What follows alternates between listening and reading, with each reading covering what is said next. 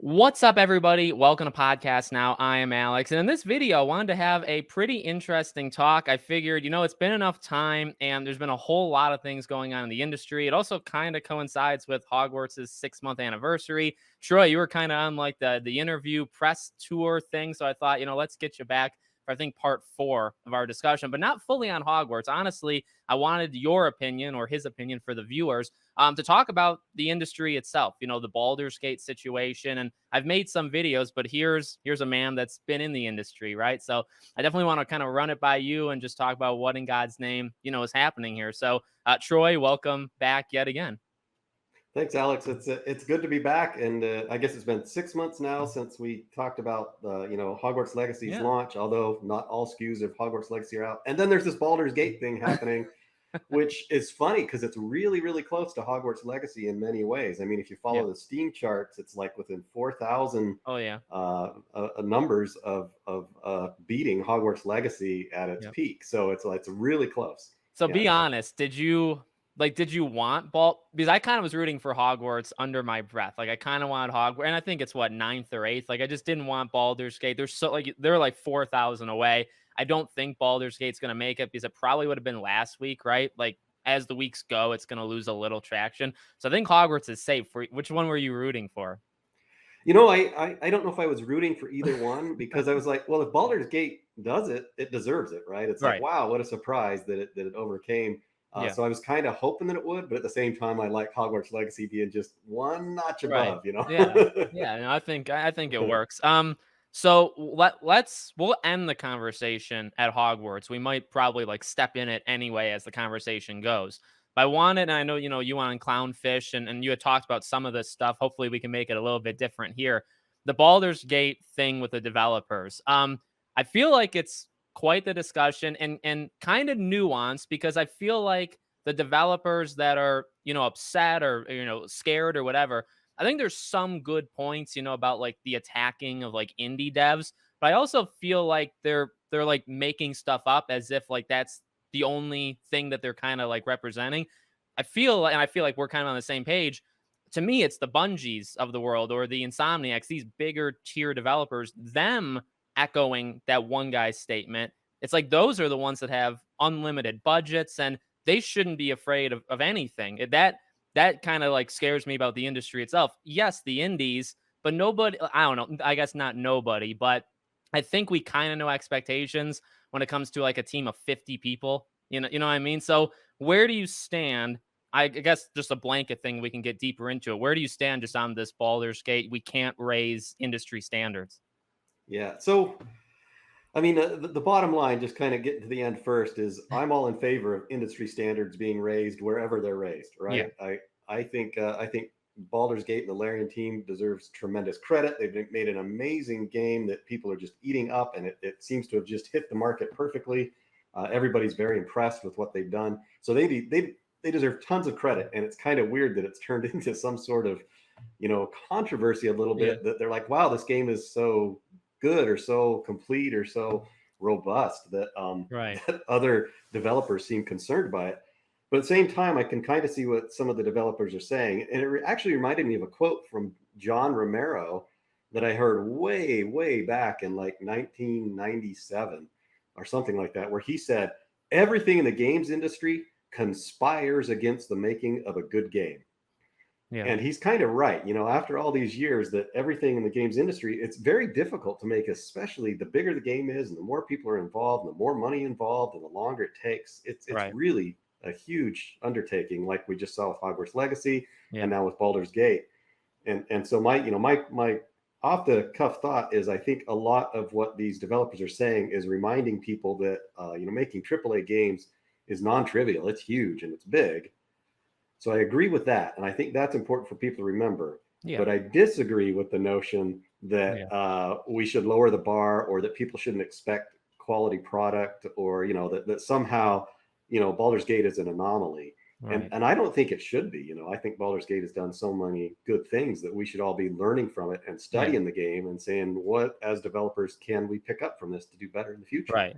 Like, and that's what I said in past videos. It's like, in what world, I heard the analogy of like just a kid in school and one kid gets an A. does the teacher say, all right, well, all of you, like, I'm not expecting it. I'm expecting B's and C's. That's kind of like, you don't, that's never a thing. You know what I mean? We can all kind of reach there. Now, it's slightly, like we said, it's different. Some are different genres altogether. Some are literally like 20, 30 people teams. You cannot compare it. But yeah, it's really the big ones that kind of scare me the most, when it's the Obsidians of the world, or, things like that, where, like I said, big budgets. They're in a situation where they probably. Do you think it's more like, I don't know. I don't want to use the word fear, but I might want to say the word fear. Do you think it's more like fear of the ones that maybe get attacked the most, like the live service ones say? Obviously, that's like a bad taste in some people's mouth.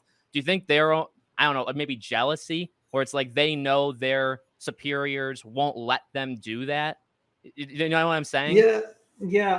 I think it's more of the latter. I think that the AAA studios, people who work on the big games, they want their games to also be recognized as amazing, right? So Right. I think there's a little bit of the competition that comes out of it.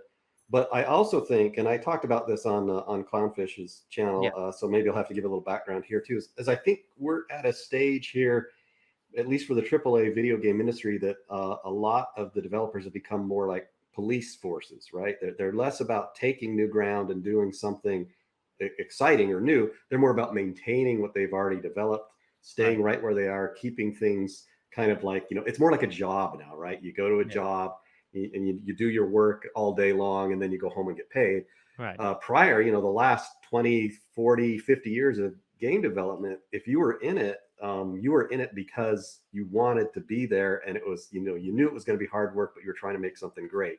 And it's really Right. in the last 10 to 15 years that you've seen this shift away from all enthusiast development into people who are treating it like a job. Some of them don't even play games, right? Some of Yeah. them are like, I'm just here to do my job and go home, make my art, do my writing. Yeah. And so that's why I also think that there's this like lid on, well, we can't be too much because, I just want to work 8 hours a day sort of Right. approach, right? That there's a little bit of the, let's bring down the expectations of players. So we're already working a lot. Yeah. That Which, I that's mean, that some that of it's may be part of it. understandable. They Yeah. do, there is a lot of work in it, but yeah, I feel like it's just another, like, it's good timing because of the Hogwarts thing, because it still is all happening in the same year of just like this disconnect, right? Like Hogwarts really showed the disconnect, and I think a lot of people already knew it, but Hogwarts for like everybody, between the game journalism and the people that read it, right? I think someone like Right. me, I've been talking about like Kotaku and stuff for like 3, 4 years, but a lot of people maybe were still in it. This, I think, yeah, I don't think every developer, but I think there's plenty of them that don't really like us, don't like the consumer. Like you said, they're just there. And I think some of us knew that. I think the Baldur's Gate thing, it depends, I guess, how you like read how they're, liking the tweets and stuff. But I think it's just another sign of they're separated. And actually, you talked about this with Hogwarts, that we're kind of all in it together, right? We're in it for games. You make the games, but you still love it. And we play the games, and it's kind of one big group. And that's not true for everybody. I think we knew that, and we knew that with Hogwarts. And then now more people are waking up, I guess, with, because I mean, this thing's kind of gone big. Like even IGN, I know you mentioned that, right? Yeah. Like that was shocking to me, that IGN took pretty much that stand, like the stance we're saying, and they made the video. It got like 1 million+ views. Like, I feel like that's kind of risky, because I don't know if developers are gonna like that. Yeah. Yeah, IGN was kind of bold to take Yeah. basically what some tweets and turn it into a story, and then the story kind of, it took off, and a lot of Yeah. people are following it now. Um, yeah, but at the same time, I think it's an interesting story because it points to a lot of things going on in the industry. And so, to me, it's kind of like, okay, it's about Baldur's Gate, but it's really about the industry at large, right? It's Right. really like AAA development and people working in games, and what are we doing, just as an industry overall. And I think, my opinion, is that, working in games is kind of a privilege, right? Like it's because I always wanted to make games as a kid. Then being able to actually make a career out of making games, it's like, woo, that's awesome. How Yeah. how cool is that, right? You feel really good. And then you see other people who are coming into it just like fresh out of school, and they've kind of got this attitude like, oh yeah, I've got a degree, just give me a job. Yeah. They don't seem to have that excitement and that passion for development. And it seems to me like a lot of the passion for development has bled out of the AAA, right? And Yeah. it's found its way into the independent development studios, that now people are getting into that, knowing it's high risk, Right. knowing that they're going to have to work a lot of hours, but they want to make something really great and not just a 9 to 5 job. Yeah. And I feel like that's what we're seeing happening in the industry. That independent game development is where all the action is, all the interesting stuff is, all the cool stuff is, and AAA development is kind of like your polished Yeah. versions of stuff that's already been done before, and it looks a lot like Hollywood. It reminds me a Oh yeah. lot of how Hollywood movies have Yeah, developed when you too. said that in Clownfish, I was like, "Yep, that's the." And that's sad because like that's kind of that the fall because we're kind of seeing that right now with Hollywood. Gaming is always just a little bit behind, I guess, that kind of cycle. So, but yet again, we were warned from people like Sean Layden, right, with the whole games can't cost 300, $400 million, and Right, right. he warned us like 8 years ago or whatever. Let me ask you. Or actually, I was gonna say one final thing with the whole like when they say, well, we're only talking about, the certain factions, I brought up like yesterday, Hades. Like Hades is this in game of the year better than most AAA games. And Yeah, that's it's not, my game of the year for 2020. yeah. Yes, And yeah. that's not some huge, gigantic, $500 million. Like Halo Infinite costs $500 million, right? Wow. So yeah, I don't know. I guess like we only can speak for ourselves, and I'm sure there are a lot of people that when a game upsets them or whatever, they attack or whatever the wrong people. But I don't know. I feel like that's not who they're talking about when they send that tweet. They are talking to or like we're the ones who receive it.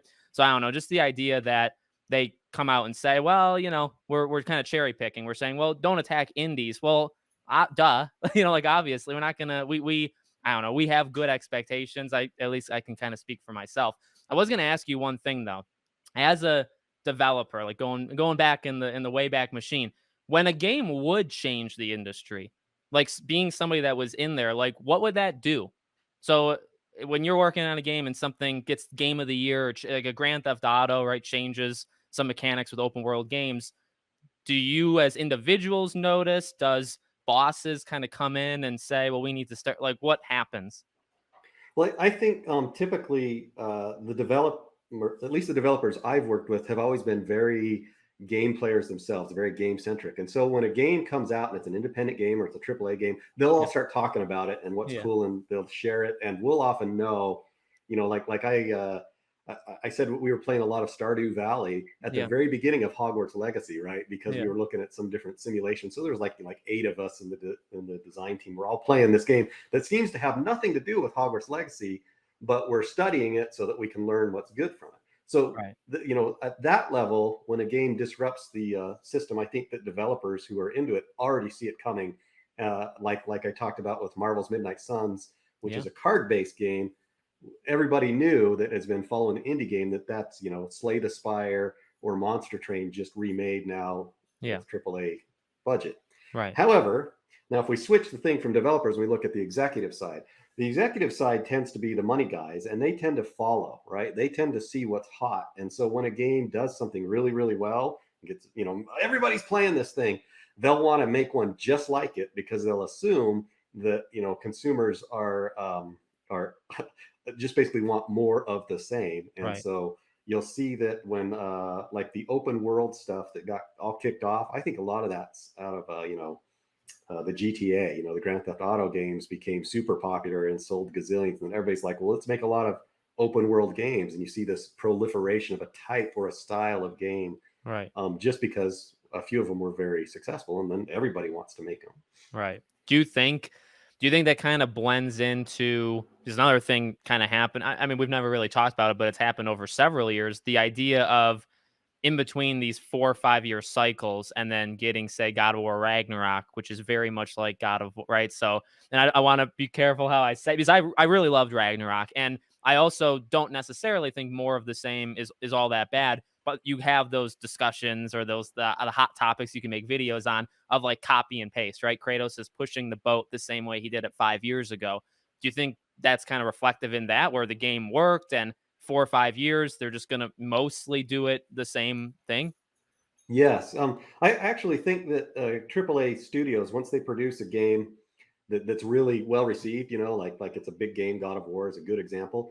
The thing they want to do is, well, we want to make a sequel, make more money. We already have the technology, we have the gameplay, we have a lot of this. We just need more assets, new story, and Yeah. so it's a lot less expensive usually to make the sequel. You can usually make it faster, and if your first one's really well, there's a pretty well baked in audience for the second one, so they can bank on it making lots of money, or Right. doing pretty well.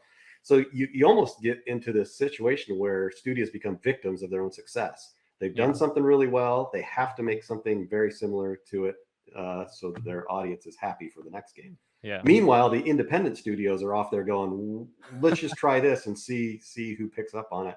Yeah. And That's sometimes why they I kind of hit. think Yeah, Hades 2 shocked me because it's like I never thought they'd go back to that well, and I'm sure they'll do it extremely well. But because normally they jump around, right? And like yeah, a lot of right. the next game, Ember Lab, who made Kena Bridge of Spirits, I don't know if I'd expect, if they made a second one, great, but I would kind of almost assume they would do something kind of weird and different. That's just what they normally do. Yeah. Um. Okay. Final question in terms of this: do you think Hogwarts would do the same thing? We've talked about that. That seems kind of likely that a 3, 4, 5 year thing, and it would be a lot of what's already, been in the first game. Yeah, so I'm sure. So I have no insight. I haven't worked with Yeah, yeah, WB for yeah, over 2 years, right? yeah, But I'm sure that they've seen how much money it's made. I'm sure they're looking at what do we do with our Wizarding World, and do we make a sequel, right? And I suspect that right now people at WB are looking at Baldur's Gate and at its success and seeing what they can learn from it yeah, to make a sequel for Hogwarts Legacy. And if they make one, right? I don't think they've even yeah, announced that they're going to make one, but it would make a lot of sense just yeah. financially for them to do so. Yeah, yeah. It's not a gotcha kind of thing. But yeah, no, I think it makes sense. And again, with the God of War kind of stuff, and there's I'm sure plenty of games that have the same thing. I want to talk. Unless is there anything we kind of missed in those two topics that you want to throw your hat in? Because we'll talk about Kotaku eventually. Yeah, well, one of the things I want to talk about, because there's the Baldur's Gate and the Hogwarts Legacy comparison. Yeah, I think, like in some areas, Hogwarts Legacy and Baldur's Gate compare very similarly, because they're both RPGs and you both have a lot of that character interaction. You pick dialogues and you yeah, have choices. Baldur's Gate does this fantastic job of keeping track of what you've done and making all your choices feel very meaningful. Whereas Hogwarts Legacy doesn't do nearly as much of that. It's more just follow the main threads. yeah, But if you also look at Baldur's Gate, they've got Dungeons and Dragons 5th edition rules, which is very turn-based. Very, you go into this slow mode for yeah. combat where it's like XCOM, where you move things around. Hogwarts Legacy is completely different, though, right? It's Right. fast-paced combat and all this zapping and stuff. Yeah, So when you look at these two games, you can say, well, there's one area where Hogwarts Legacy can learn from Baldur's Gate, but another area where there's very little for them to learn. Like, there's nothing yeah, for them to learn in combat, but a lot to learn maybe from the writing and stuff. But yeah, Baldur's Gate might turn around and look at Hogwarts Legacy and have stuff that they could learn in return too. About the authenticity of the school, about some of the character stuff, about even their combat system, even though it wouldn't apply to yeah, Baldur's Gate, they can look at what they've done. So my thought on games when they are really popular like this, and in some ways on the surface even seem similar or competitors, yeah. when you dig in, you often discover, well, actually, they're hitting different markets. Oh They're yeah, actually different groups that are interested, different types of game styles that are being played. And so, because of all the differences, they're not actually like indirect competition. It turns oh yeah, out, they're kind of yeah. like adjacent. And It's pretty fun that like Hogwarts goes after more of the casual, the diehard Harry Potter fans, but more like casual gamers, and it did incredibly well. And then polar opposite, Baldur's Gate's going after and I think that's what makes like we saw Hogwarts Legacy. I'm sorry, we got to say it. We saw it coming, and like when it did so well on Steam, that was not surprising to me literally at all. I think most journalists probably didn't find it surprising, although they kind of like acted right. Baldur's Gate, Baldur's Gate, I did see coming. I told my friend the day before that I wouldn't be shocked if it did 4 to 500,000 concurrent. So I did have, because people were kind of shocked even when it did that. And I was like, I feel like yeah, it's going to do it. But hitting almost 900K for a very detailed, like, and that's why they're polar opposites to me. Baldur's Gate, I don't think an average Joe can just fire that game up. You're going to get so lost. There's so much reading. It's almost too much. But that's cool. Like 6 months apart. One's more casual, one's more hardcore. Almost a million concurrently, which means Hogwarts sold however many. Baldur's Gate's probably at 5, 6, 7 million already. It's a cool little story.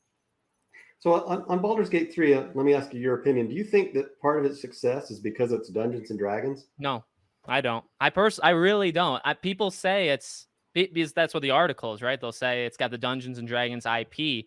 I mean, I'm not into dungeons, so like I don't truly, you know what I mean, take it with a grain of salt. But like the movie bombed. The movie didn't do so. Dungeons and Dragons is in the mainstream, doesn't have to be this gigantic. I don't think it needed to be Dungeons and Dragons. People were saying, really, if you take away like the dice, it's just hardcore Dragon Age. And it is. Or Dragon Age is Hmm. basically Dungeons and Dragons, right?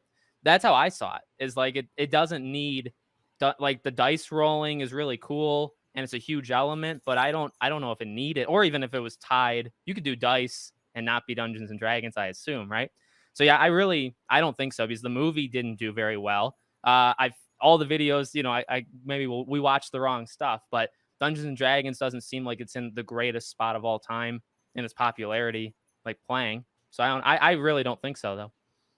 Yeah, I because it seems to me like the Dungeons and Dragons from an intellectual property standpoint isn't that strong, like what you were Yeah, just yeah, saying. It's yeah. it's not like a lot of people recognize it. But the other side of that is I kind of wonder if there's a nostalgia.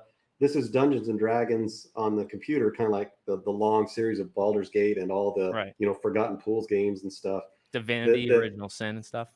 Yes, exactly. That it's kind of got that nostalgia for pen and paper Yeah. style of play, that it's done very, very well from the fifth edition Dungeons and Dragons rules that I don't know for sure, but I kind of wonder if it broke out and if there are people who are playing it I because it's Dungeons and Dragons fifth edition. Right. And I, like and I, like and yeah, I did it and I don't even care. You know, I just yeah, yeah. and I really think a lot of people, because to me the biggest, and like you say, like in terms of what you can learn, the conversations, right? Being detailed, and I think Hogwarts did it really well too, but these conversations are, you know, that there's they keep track of everything, right? So literally everything you do. There's so many ways of handling a situation. Maybe that. Like I feel like people have been, you know, what the Life is Strange of the world, or you know, Walking Dead, these even these narrative based things, this is way more hardcore, but the main gripe is that like your decisions really don't do anything, and this game is not. Everything has a purpose and you can handle something like 10 different ways. There's just not, to me, there's no game like what other game does that. Mass Effect, may like close, but no. Dragon, you know what I mean? I think it's the attention to it, keeps track of everything, and the role playing elements, right, of being able to do so many classes. I'm a big fan of the whole camera switching, and like they emote, so they'll like move their shoulders, and they're way more than the average game, right? I think to like Horizon of how not to do it is they're very static, and it looks good, but it's static and it's just the camera switching. Baldur's Gate, they'll move, they'll like, you know, their nose, they have like the details. Everybody, I think, I don't know, those are smaller things, but I think the idea that the game can change depending on who's playing it. I feel like people have been asking for that for like 15 years, and no game's really ever done it. Yeah, well, so I'm only about 25 hours into Baldur's Gate, and You passed me. I've actually had a few bugs and some problems with it where I lost some save files from an Oh update. no. Well, it's okay. I'm just pointing out, that it's Yeah. not a perfect game, right? It's Yeah. got a few little It's problems a to it too. 97. It's not Yeah, 100. but even that 97 and stuff, I think is a lot of people just reflecting their enjoyment and engagement with the Yeah. game.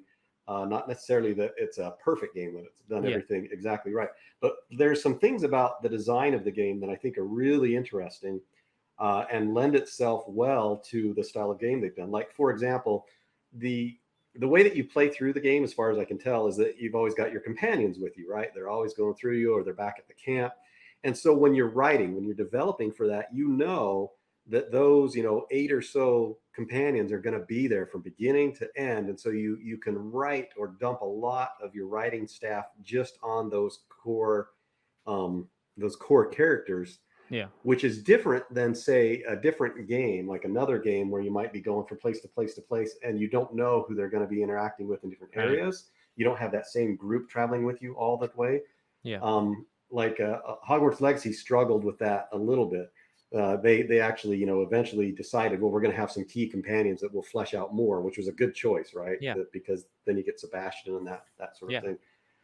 So anyway, just in the design, I think that in the future, what you'll probably see coming out of Baldur's Gate in future RPG games is more of these close companions that surround you and go with you and get deeper and more involved in the choices you make. I Yeah. bet Baldur's Gate will push the industry in this direction of, okay, future games, you're going to have lots of outcomes with your immediate group of companions that you interact with, and lots of detail on tracking that, because Baldur's Gate has raised the bar there, Right. right? You can't just have one or two Right. choices that don't matter.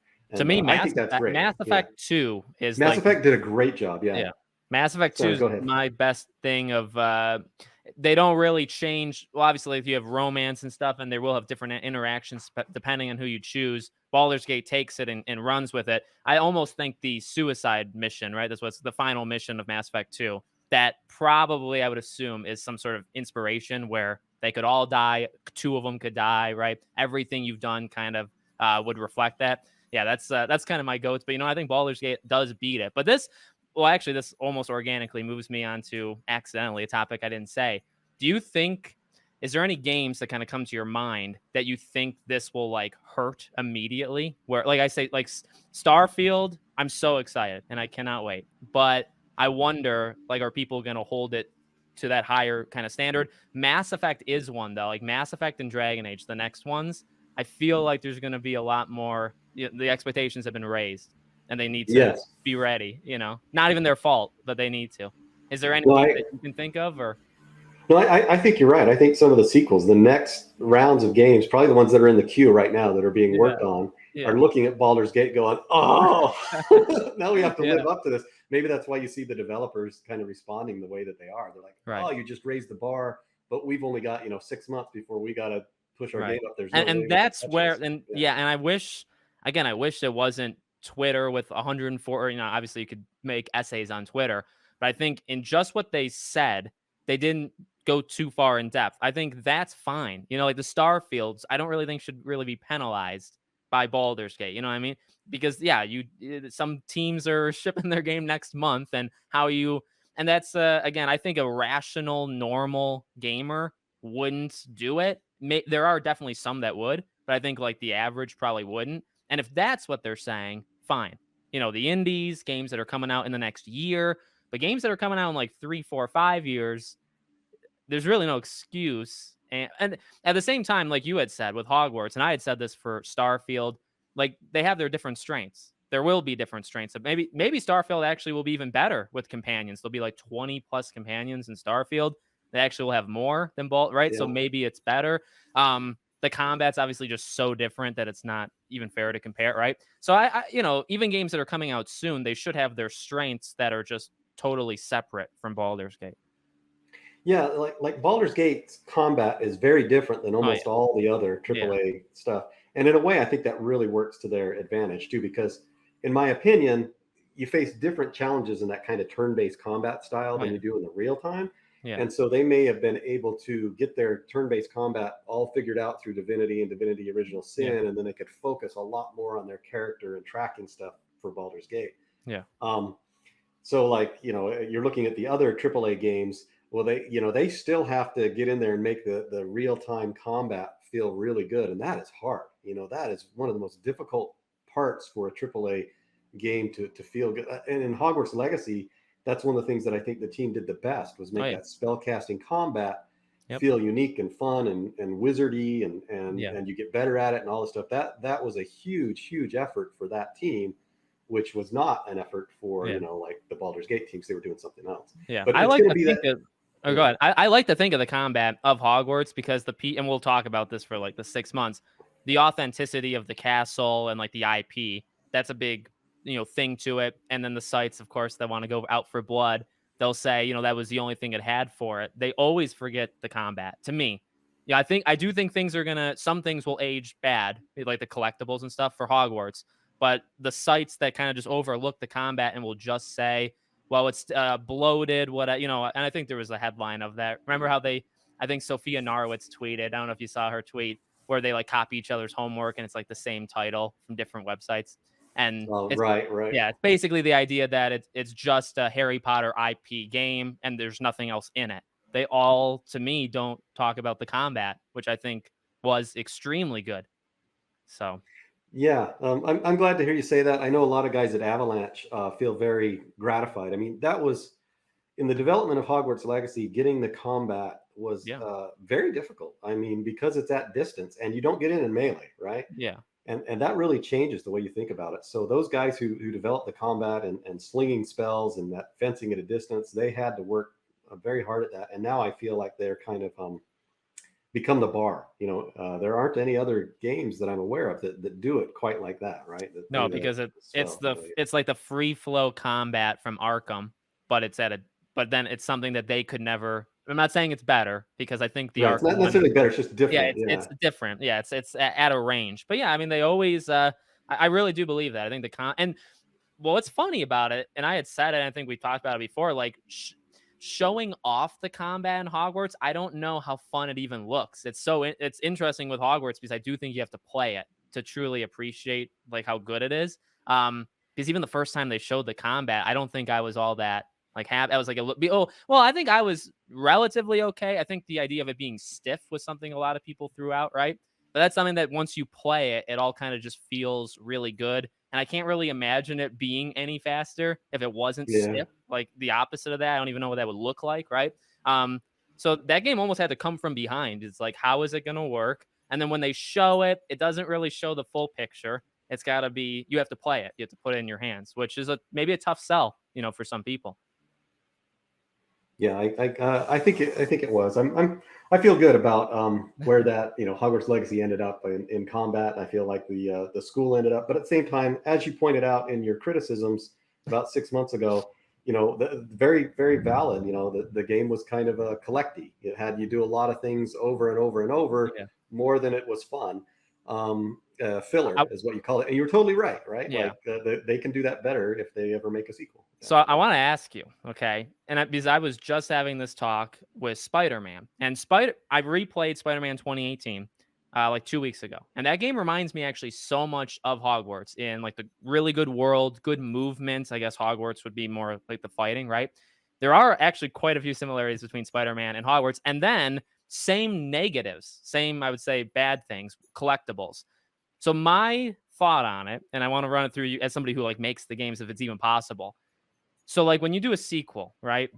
For Spider-Man, one of the things you did in Spider-Man 2018 was you took pictures of landmarks. You can't possibly have us do that again, right?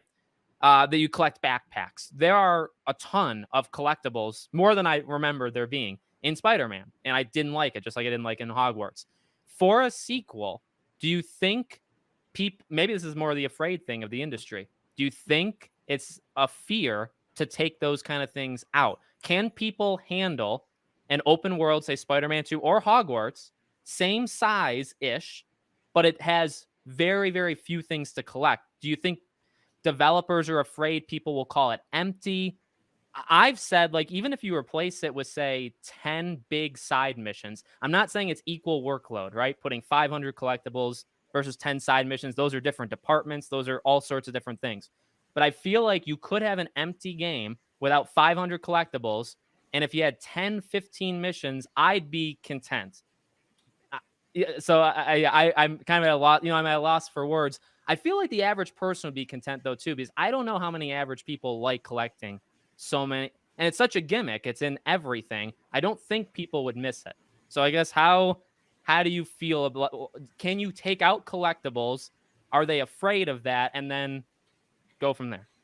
Yeah, my thought on the use of collectibles in these big open world games is it's kind of a mass market thing. It's Right. something that you can throw out there to people who haven't played a lot of games and they immediately get, oh, I need to go pick up these things and I know what I'm Yes. doing. It makes it easy to understand. Yeah. And because, they played a lot, or a lot of people played World of Warcraft and other things, which is a lot of that sort of stuff too, a Yeah. lot of these fetch quests. Right. But I think you're right. I think players have now matured now that they're like, okay, we don't want 1,000 fetch quests. We don't want you, to pick up all this stuff. It's okay if you do some of them as long as they're Right. interesting. But when you give us a lot, it just feels filler. And my sense is that the games are maturing and recognizing that, okay, we don't need to do so much mass market filler anymore. People don't like to just have a bunch of dumb stuff to do over and over again. Yeah. And I hope that the lesson is let's back off on the filler and just do Yeah. more content, even if it makes your game a little bit shorter, Yeah. not as much wasted time, I guess. Right. So And I'm totally in favor of backing off. Yeah. yeah. Do you think whether it's executives or the developers, do you think they're afraid? Because on the one side, when you think of criticisms for games, pacing sometimes comes up, collectible, like I do think collections of like anything in games that's always mentioned in reviews, whether it's good or bad, right? So if you remove it, I think that's probably like a net positive. But then you have like the empty world. Like you definitely don't want that, right? You don't Mhm. want the thing with your game being, oh, it feels like an empty world. So do you think they're too afraid? Do you think it's like, I would imagine it's more like development time, like just timing, because if you take them all out, it is empty and you're probably going to get nailed with that. The only way to make up for it is to like more content. Missions would be longer, more companions depending on the genre, more side missions depending on the genre. But that may take longer than the collectibles did. So Mhm. maybe they feel like they don't have the time. You know what I mean? Yeah, it's all trade-offs, right? Right. If they're going to cut back on the amount of filler content, collectible content, then yeah, they're going to need to add in more content somewhere else so the game Yeah. feels not so empty. Yeah. And it's hard to know what that is, and a lot of time adding in more missions and more characters and that sort of stuff is a much more difficult too. It Right. costs Right. Yeah. more and takes longer. So I think collecting is kind of a fallback that AAA studios or really any studio will do when they get into we need more content here to keep the Yeah. player busy and interested. And I'm going to be a little bit critical of Avalanche on this because they did come from kids games, right? And kids games, we learned a long, long time ago that collect all the feathers, collect all the gems, Right. collect all this is great for people when they come into the game. And so you see some of that in Hogwarts Legacy. Come in, collect all the Daedalian keys, right? Right. Collect all the butterflies, collect uh, all that sort of stuff is immediately understandable, but it's also a little bit shallow. Yeah. So And some are I better hope in than the others. future. Like I think some of them are pretty cool. It's more of just the amount of them. And then the difference between, like, I would give it more leeway for the first game. Then when you have so like that's the thing Mm-hmm. for me for Spider-Man. Like I'm honestly really interested because again, like I was planning on replaying it, but I didn't really think back to the collectibles. And I did them again, like I 100% of the game a second time. And now I'm thinking like, okay, in 2 months from now, these are industry leading guys in Insomniac, right? Do they do it? Because again, like, why would you collect backpacks again in the same area? You just, even from a story perspective, it doesn't make sense. Or taking pictures of the landmarks, you already did that. So are they different landmarks? But you just did it 5 years ago. But so maybe it's been enough time, but like some people didn't buy it day one or they replayed it. Right. Like I don't think you need as many of those. But like I said, again, then the opposite will always be your world's empty. Maybe you condense the world though, but then that's not where the industry's going, right? The industry wants the worlds to be bigger and bigger. So Right. Well, a lot of there's a nice kind of interplay between developer and consumer or player, right? Developer and player, where if players, and I think you're good at this, they make known what it is that they like and what they don't like. Any decent developer is out there listening to their players saying, well, what's the yeah, consensus? What should we do more of? What should we do less of? And yeah, hopefully you get this ratcheting up of games getting better and better and better as developers and players are interacting and learning from each other. And to me, that felt like what the game industry was from about yeah, 1995 or even in the 80s. It was we developers and players were the same thing, right? We both loved games. It's yeah. just the developers happened to be working on it and the players happened to be enjoying it, and we needed each other. Right. And I felt like that's what it was for a good long time. And it's only in the last 10 years, since about the Gamergate timeframe around 2012, Yeah. 2014, where things started to be like developers and players are at odds. And it feels to me like a lot of it is the media fuels it. Like Oh yeah. they jump in and they try and create controversy that makes developers and players seem like they're at odds when most of the time I don't think we need to be. Most of the time it's like I want to hear from players. I think it's Right. great when players play my games. I want to learn what your criticisms are so we can make our games better. Yeah. And also I like to know what you like so that we can do more of that. What? And Right. I think that's most developers I think are like that, but there are some that I think have gotten entitled and now they think they're better than developers, just like Hollywood, right? They think the Yeah. movie makers start to think they're better than their consumers, and then you're like, Yeah. you're crazy. Your consumers are what's paying your salary. Right. Treat them with respect. Right. And that's the sad thing because I think generally there are a lot of like rational people, say like on YouTube or Twitch or whatever, that like just want good games and like you said, like can say good and bad, but aren't like super disrespectful. Like just generally, we want the best we can get, and here's the feedback. And then, like you said, like the media really, well, I say game journalism focuses on the negatives, right? So that'll be like the 10 people that kind of flip out, and it's like, well, nobody's really doing that. And then I would say fanboy kind of things, like, and that's more of the creators, right? Then like fanboys kind of rise, and then it's more about super positives. Nothing's ever wrong with God of War Ragnarok, or everything's wrong with it because Hmm. you're on Xbox, right? And so it's almost like both factions. And then it's just kind of hard, I imagine, as developers to say, like, who do we listen to? Because so many of them are insane. Some are fanboys. So you can't take the good seriously because they're just going to say good. You can't take the negative seriously because they don't have the same standards. If you look at the game journalism kind of things, they're only going to highlight the weirdos. So, like, who do you know what I mean? Then you have to kind of do more research. And I feel like a lot of them just don't do that. They don't, because they're still so connected to the IGNs of the world. And you mentioned it on Clownfish, the whole disconnect of Avalanche going straight to YouTubers versus, that's Yeah, totally. sad. It's sad nobody's followed them. I'm not gonna lie. I thought more would, even though it's only been 6 months. I felt like maybe they should have, something should have happened by now. Um, I don't know. Do you think that'll ever happen? Like, I think it will, but I guess I thought Hogwarts would really kick it off and make it fast. Clearly, that didn't happen. Yeah, well, Hogwarts Legacy was a very special case because the press was so hostile. True. You had True. a bunch of magazines saying Yeah. we're not even going to cover it, and if Yeah. we do, we're going to lie about it. We're going to give it a one Yeah. out of 10 because we hate J.K. Oh yeah. That I sort of love thing. that. I And think I covered that review. Yeah. yeah, yeah, it's crazy, but that's I think that was part of why the WB um, team decided, well, let's go direct to our fans because the Yeah. press is not there, and it worked super well. And I Yeah. hope that the other AAA studios have recognized, hey, you can go direct to your fans. Yeah. If you're making a good game, they'll be part of the team. They'll be, they'll help sell the game because they're so excited about it. So I think that was a good lesson. But yeah, Hogwarts Legacy was also special because of kind of the almost universal panning by the press. So they had to do something. True. They didn't have choice. But I agree with you. I think we're moving post games journalism. Actually, I think we're starting to move into more fans and developers talking directly, thanks to things like YouTube and Yeah. Twitter and these other ways of interacting.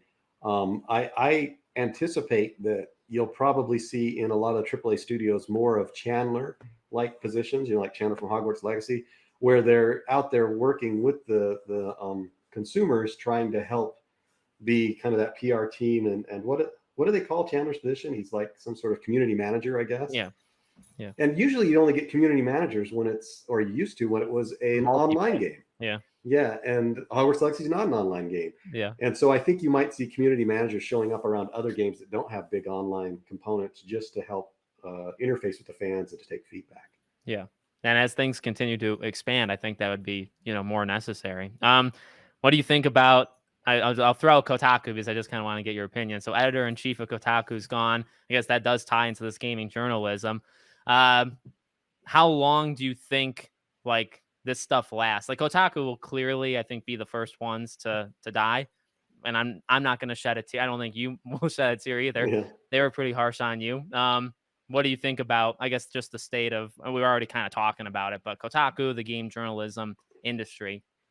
I think the kind of the press side of it is in decline, but Yeah. I don't think it's going to disappear. I just think it's going to shift. I just think it's going to change to be in more about fans. And I think it's a good thing. I believe what they're going to do with the gaming developers and the publishers is they're going to look for more YouTube influencers, like yourself or whatever. They'll probably look. So like in your case, with Hogwarts Legacy, you're covering a lot of different things all at once. Yeah. You're covering Hogwarts Legacy, but you're also covering Scream. You're also 500 covering, things. Yeah. yeah. And so I think, WB looked at you and said, well, here's a guy who's covering a lot of stuff. But then they went and looked at like Expecto Go, who's covering nothing but Harry Potter 24/7.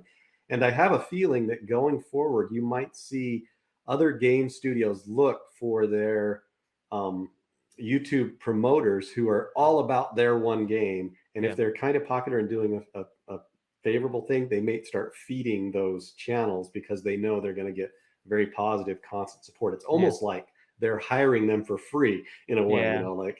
But now let me ask you, because I do think we saw some of this with Hogwarts, and and without naming names, but it was a concern of mine that I did voice 6 months ago, and I do think it will absolutely be an issue. That right there, I think in the short term, right, you'll lose so, like you said, a lot of the gaming journalism will fall as the influencers kind of rise.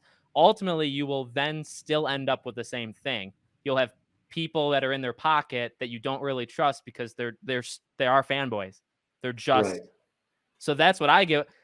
Maybe it's just seeing it kind of like too far ahead. Maybe I'm a prophet. I just see it too far ahead. But no, I mean, honestly, like in the next couple of years, I think it'll almost be embraced, right? And it'll be a thing that's everybody kind of wants to be a part of.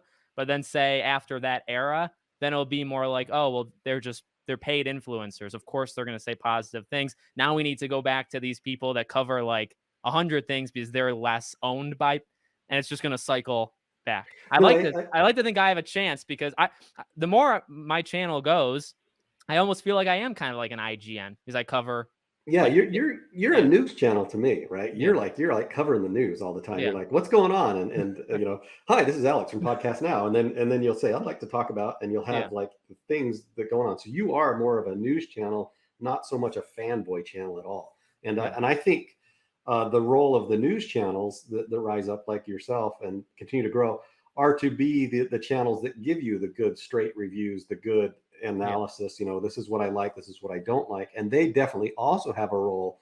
But I don't think that those channels are as likely to get sucked up by one of these developers and yeah, just like focus on our game and do nothing but our game, and we'll right, give you lots of stuff. But I think you'll still see that come going forward because, well, really, the games industry has been doing that forever to the gaming yeah. press. The gaming press used to be the enthusiast press, Oh and yeah, now it's like the elitist media press. And so it's changed, and so now gamers are looking for, well, who's enthusiastic about this game? Who right, do I go to find out? And they have to go to YouTube yeah. fans right now, or whatever, to get the enthusiastic press. Yeah. Well, I mean, it makes a lot of sense. It's not like I don't understand it. And like I said, I think that's why in the next couple of years, you're going to want to make a channel just on Kingdom Hearts, right? Because you're going to want to get in Square Enix's pocket. But then at a certain point, then everybody will just kind of recognize, okay, they're the ones who just talk about Kingdom Hearts, but they're always positive. So you can't really, if there's going to be a negative, I don't really think it's going to come from them. Who's it going to come with? And that's going to take a lot of time, just like this has taken forever, literally forever to make this change. So yeah, it'll be interesting to see how it. We just need a couple of them to drop first. Kotaku. Which one? Which? No, I don't know. Which one would you be like the least sad about if Well, they? it's funny. I don't really think about the gaming press as much as Yeah, to me, it's this changing, evolving situation. I was very disappointed and upset with the games media, but the main reason I've been angry with the games media is because I think they're misrepresenting the fans and the press and the games in order to push an agenda or to push their personal yeah, viewpoints. So whenever they don't do that, like IGN, when they came out and reviewed Hogwarts Legacy and said, yeah, this game's really controversial, but yeah, turns out it's actually pretty good after all, and we actually like it. I was like, good job, IGN. Thank yeah. you for showing a little journalistic integrity to step forward and say we're going to put aside our personal opinions and actually rate the game as a game and give They it a fairly fair they can review. sometimes they surprise Yeah. the Destin thing with Baldur's Gate, Hogwarts. I'm legitimately shocked that Destin was allowed to make that video. I'm shocked that they were allowed to do that with Hogwarts. But then you have the people that say that they go into every game thinking it's a 7. You remember that whole thing? Thinking it's a Yeah. 7. And it's like for every good thing they do, they just embarrass themselves on a whole like high level. It's like, oh my God. So but they're also Yeah. the biggest. So eyes are always on them. I understand that. But it's pretty funny when they when they do a mess up.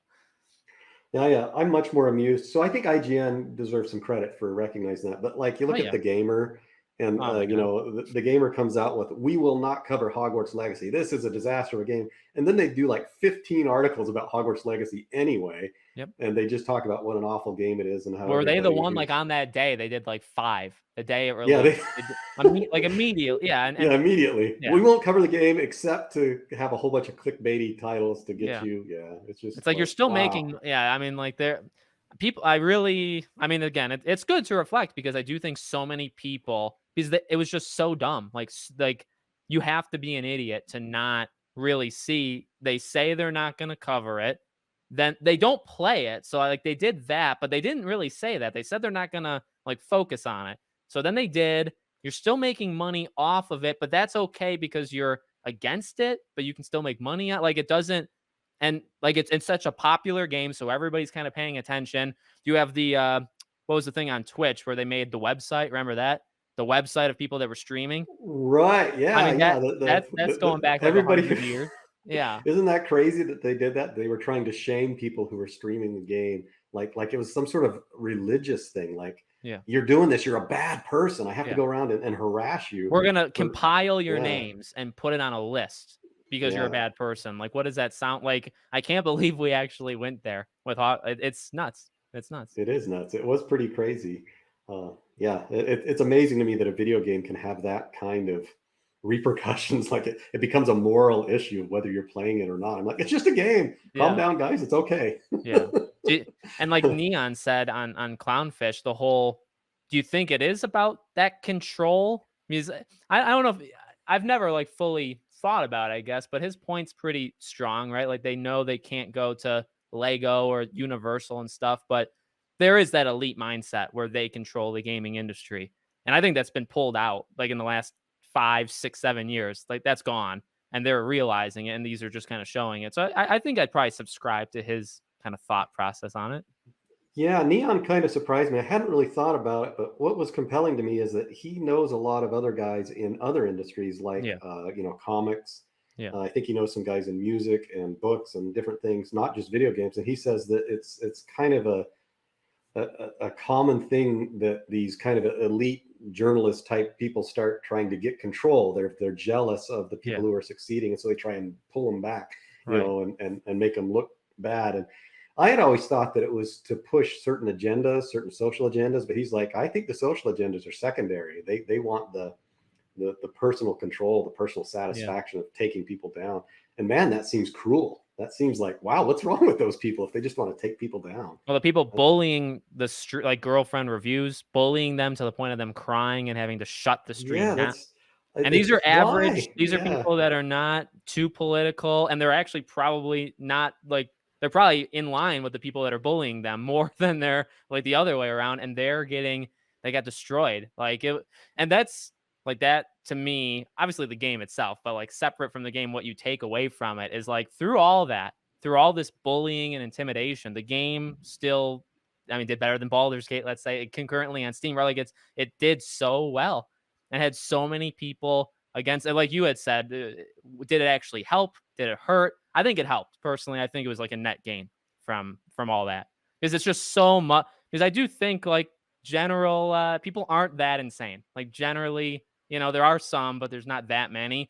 And I feel like it got people that would never have paid attention that are like just normal minded people, and they looked at it and they figured it out. It didn't attract the lunatics, which because they were already there anyway.